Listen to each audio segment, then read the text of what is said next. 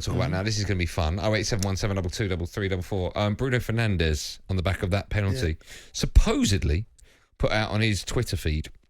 No excuses. My penalty missed today. I'm my biggest critic, and as always, it used to drive me forward. I'll use it to drive me forward more than my disappointment. And it goes on, right? And then there's other stuff, and there's people, other United players that put, we're behind you and all this sort of stuff. Gary Neville has come out and tweeted, it's embarrassing. They need to sack their PR people, speak with some authenticity, get on with it. I'm going to go big on this in the next few weeks and so on. So listen, two questions are, firstly, do you think when a player does something wrong, so the graphic they've put out, right, so Bruno's put, I will come back bigger and stronger, etc., on social media. And then Manchester United have linked to it a graphic with other United players, Ronaldo, Maguire, Mata, Lingard, Martial, putting all hearts. They're all putting hearts. Right. What do you? That's how it makes me feel. Okay, don't do that noise. Pick it up in there. I know, but that's how it makes me feel. What's the reason? Why do you think that?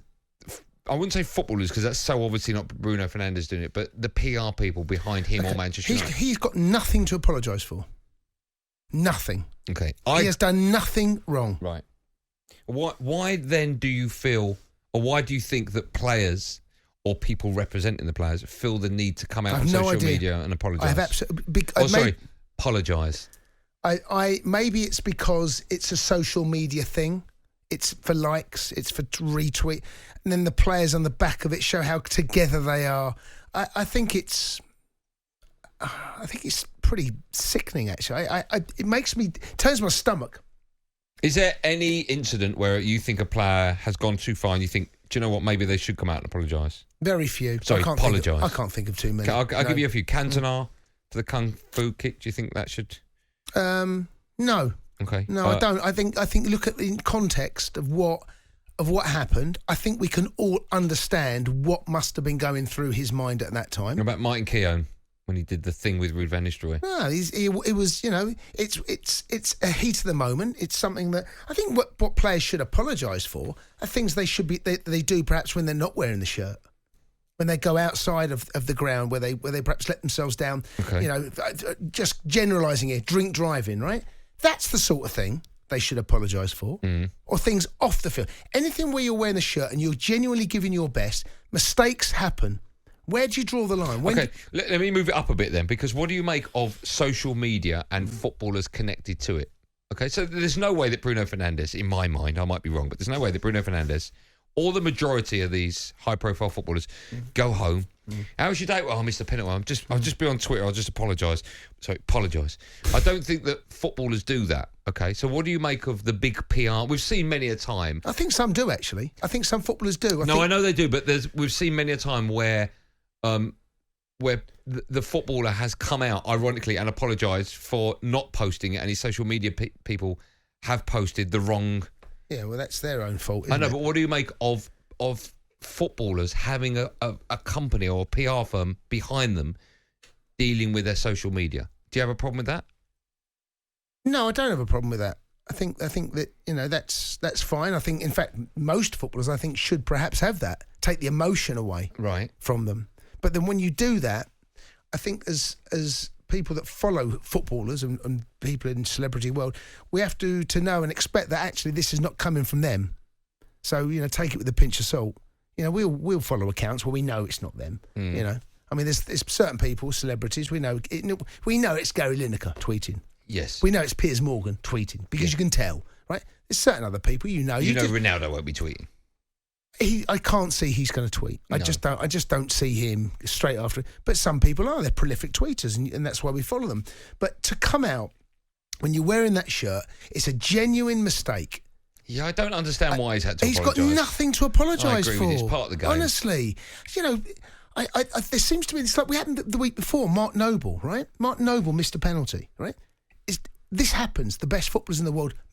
People talking about Ronaldo should have taken the penalty. The penalty before that, he missed for Portugal against Ireland. Footballers miss penalties. There's nothing to apologise for. Nothing. About Zidane's headbutt. I'm just giving you other examples. Well, again, because I'm putting it on the biggest competition in world football in the final. Yeah. Loses his head, ironically. Yeah. Headbutts. get sent off. Well, I mean, that situation at that time, he let himself down, but to come out and apologise, where do you draw the line? At what stage does a footballer like Zidane, where do you say he has to apologise for that, and then you go, no, he doesn't have to apologise for that? I don't expect, I wouldn't, as a football fan, expect to have an apology given to me as a fan by someone a Chelsea player does. Do you honestly think that some clubs, or a lot of clubs, put stuff out on social media for likes, for follows, for retweets, for numbers? Do you know what? I'm going to say this, and you might not like this about United. I think they're just trying to detract a little bit about what's going on. I think that there's a little bit of a PR movement just to temper the fans, because there's a swell of some. If Man United lose tomorrow night, right? Let me tell you now, that is that Ollie's in big trouble. And I think that there's a movement. I don't think the social media. I wonder. It's a club thing, mate. I don't think so. Why would that take away the attention?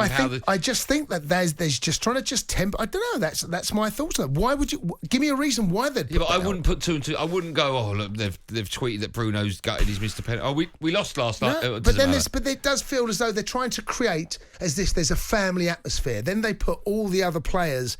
We're with you, bro. Don't worry. And then you've got Ronaldo coming in. You've got other people pulling. I think there's a move. Isn't that a good thing? No, though? I don't. I think are you fooled by it? No, it's not questioning, but it's not aimed at me. It's aimed at kids, I would imagine. It's a load of old you know what. You don't think it shows unity? You don't think it shows backing? I think it's a load of old you know what, mate. Honestly, yeah, but you and I do, because... No, but that's what it is. Young kids might see that. I'm calling it out for what it is. I know, but young kids might see that. Like, young kids? But a 10-year-old will go, he's Mr. Pepper, all his mates... Why is a 10-year-old even on Twitter? Okay, 15. Well, 10-year-olds. No, honestly, I think there's a bigger thing behind this. I think there's a movement. I think there's more to this. I think it's to try and show unity, try and show the club is moving as one direction. There's no problem with Ronaldo. There's no problem with Bruno. Don't worry, we're one big happy family. That's what. Honestly, I'm not fooled by it. Honestly, I'm not. Okay.